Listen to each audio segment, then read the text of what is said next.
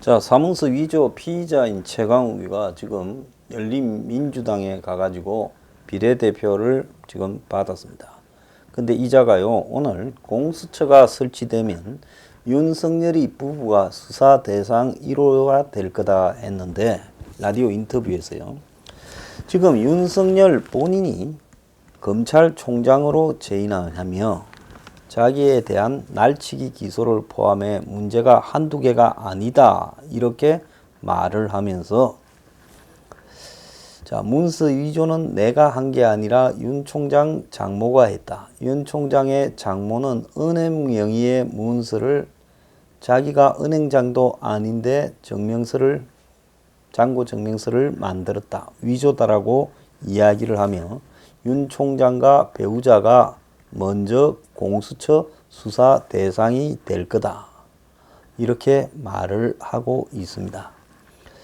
자, 지금 저한테 들어오고 있는 이야기는 이번 선거에서 문재인이, 민주당이 이기든 지든 관계없이 윤석열을 제거하기로 결정을 했다라는 겁니다. 그래서 윤석열 장모가 법적으로는 윤석열 측에서는 전혀 문제가 안 된다, 그래서 해봐라 하는 식으로 일부러 불구속 기소를 했다는 겁니다. 그런데 지금 문 쪽에 지금 정치적으로 자기가 탈출하는 출구 전략으로는 이원 집정부제를 여야가 맺어서 탈출하려고 하고 있습니다. 그래서 정치적으로는 빠져나갈 수 있다고 문재인이 보겠지만은, 그러나 법적으로는 윤석열이가 있는 한은 문재인이 출구가 없다라고 보고 있는 것 같습니다. 그래서 윤석열을 선거에 이기든 지든 관계없이 대통령의 권한으로 총선 직후에 옷을 벗겨버려야 된다. 이것이 지금 문 쪽의 방침이고, 그렇게 지금 돌아가고 있다는 겁니다. 자, 윤은 라임 수사를 가지고 지금 적당한 마무리가 없다. 선거 전이든 후든 관계없이 현재 진행 속도로 있는 대로 터뜨려 버리겠다, 이렇게 하고 있고, 삼성 수사도 지금 속도를 내고 있습니다. 자, 삼성도 지금 이 건에서 또 추가적으로 삼성 바이오로직의 분식 회계와 당연히 그것과 연관된 에버랜드나 또 삼성물산의 회계 조작이 다 확인되면 결국은 삼바의 상장 자체가 문제가 되고, 또 제일모직과 삼성물산의 합병도 문제가 되면서 이재용의 승계 자체가 날아가 버리게 되는 위기에 지금 놓여 있습니다. 이런 속에서 삼성도 지금 결사적으로 되어 있다고 보고 있고요. 지금 윤석열 장모가 기소된 부분에 대해 김건희, 윤석열 부인은 아무런 관계가 없다, 지금 이렇게 정리가 됐다라는 겁니다. 그런데 이 김건희가 관계가 없다라고 한 부분에 대해서도 지금 문제가 있다라고 이야기를 하고 있고, 천정배, 민생당의 후보, 이 천정배는 법무장관을 노무현 때 했지요. 자, 이런 사람들이 오히려 민주당에 있는 사람보다 더 문 정권의 눈치를 봅니다. 자, 천정배는 윤석열 총장의 장모 등 가족 사건의 경찰 이관과 수사 전담 부서를 설치하라고 요구하는 또 내용의 발표를 했습니다. 자, 일제히 지금 윤석열을 겨냥한 부분이 MBC 스트레이트의 보도 직후에 좌파 매체들이 돌아가면서 장모 부인 문제를 거론하고, 이후에 이제 고발 무슨 진정자가 나타나면서 윤석열을 죽이려고 지금 입장을 결정했다. 그래서 지금 제가 듣기로는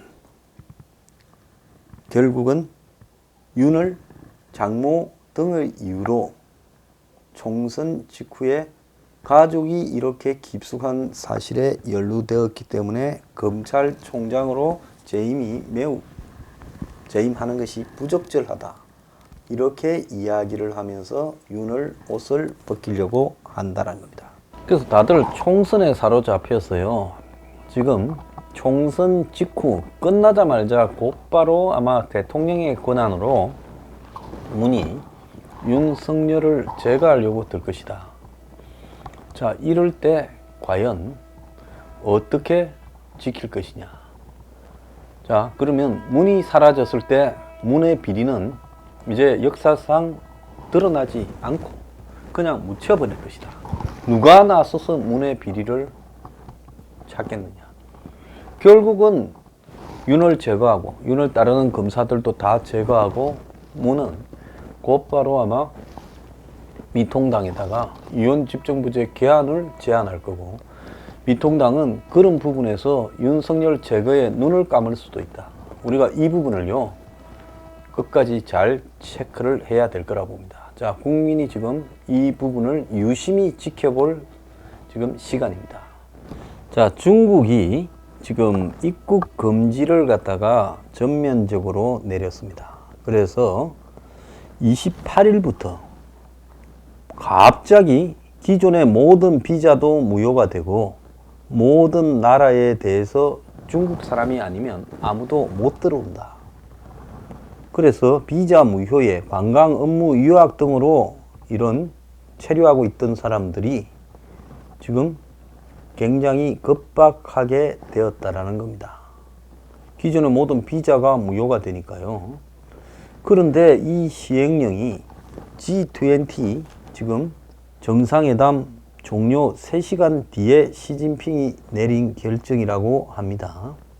16일 날 주요 20개국 정상 G20가 화상으로 이 회의를 했지요. 특별 화상 정상 회의를 해서 연대 정신에 입각해 투명하고 강건하게 이 국제적 대응을 같이 해 나가자.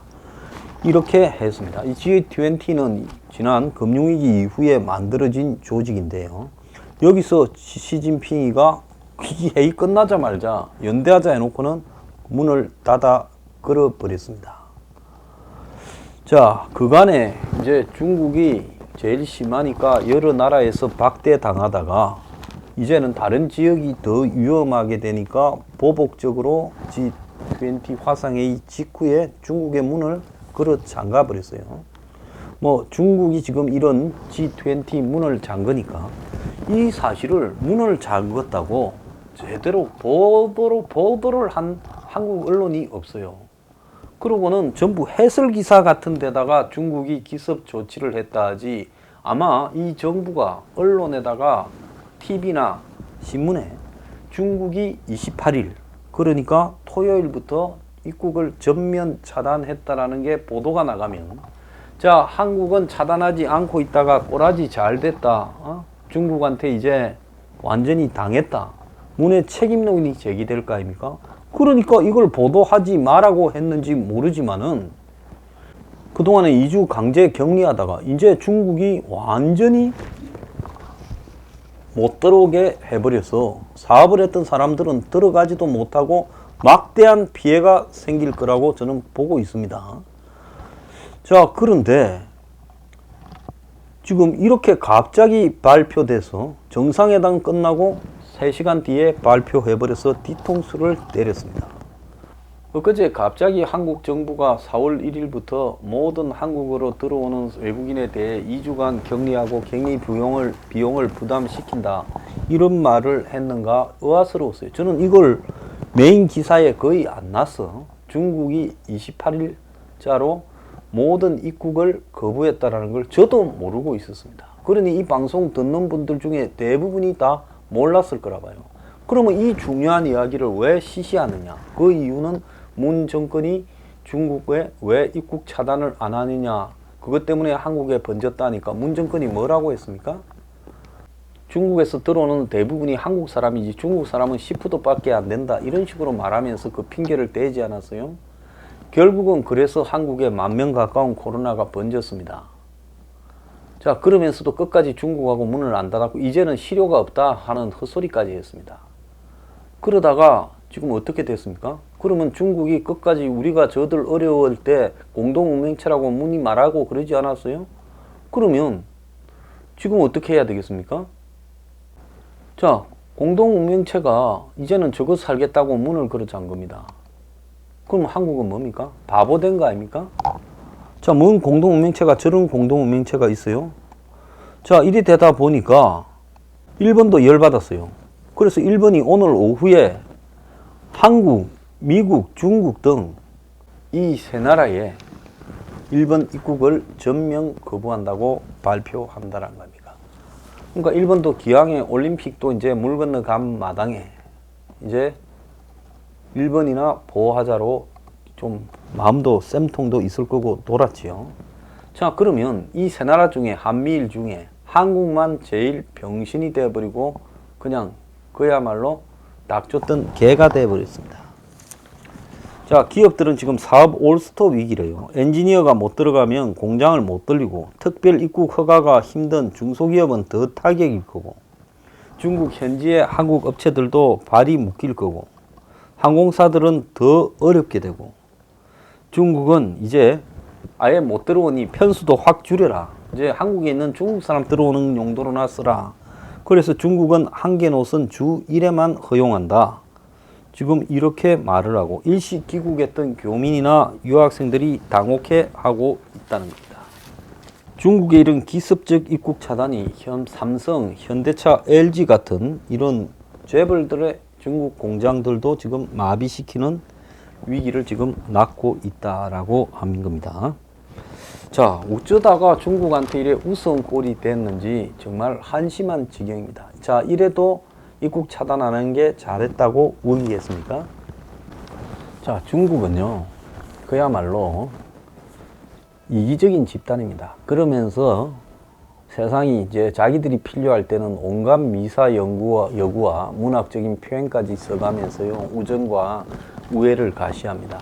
그리고 저거가 불리할 때는 곧바로 헌신짝 이렇게 팽개치듯이 팽개칩니다. 지난 금요일 날 우한에 이제 폭동이 일어났다. 이런 기사들이 한국에 많이 번졌지요. 우한에 폭동이 난 게 아니라 중국의 그 후베이성과 장시성 간에 이제 연결되는 이 다리에 이제 이 후베이성에 봉쇄가 풀려서 장시성으로 일하는 사람들이 넘어갈라 하니까 거기가 이제 후베이성 황매이현이라는 데입니다.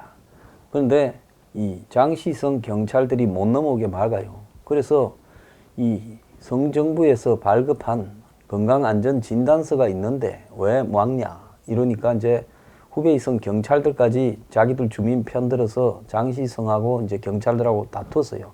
그래서 장시성 경찰이 후베이성 경찰을 또 데려가니까 끌고 가니까 싸우다가 그러니까 그 황매이현에 있는 글로 넘어가서 일을 하려던 사람들이 지금 폭동을 일으켜서 이 장시성 경찰차를 뒤집고 엎고 하다가 황매이성 당서기가 나와서 이제 이야기하니 해산이 된 겁니다.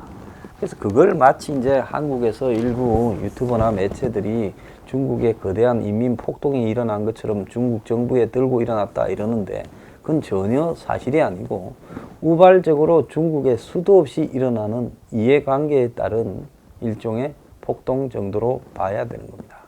자, 결국 지역 갈등이 코로나가 이렇게 만드는 지역 갈등이 폭발한 부분이죠. 그래서 한국에서도 지나치게 지금 그런 부분을 잘못 보도하고 선동하는 데 놀아나서는 안 된다. 모든 일은요, 진실인지 아닌지 객관적인 증거를 가지고 따져야 된다. 그렇게 생각합니다. 자, 그래서 우리가 중국을 바라보는 것을 우리식 관점에서 바라봐서는 안 된다. 그런데 이번에 이 중국에서 저렇게 뒤통수를 얻어맞은 부분을 어떻게 해서 언론은 중국이 입국을 전면 차단했다는 걸 제대로 보도를 하지 않고 마치 기업들의 이해관계로 보도하는가. 강경 보수 쪽에서는 중국의 이해관계에 따른 우연한 폭동을 마치 중국의 공산당 정권에 인민들이 대항해서 일어난 것처럼 이야기하는가. 그래서 우리 중국 똑바로 봐야 된다. 이런 이야기를 하고 싶습니다.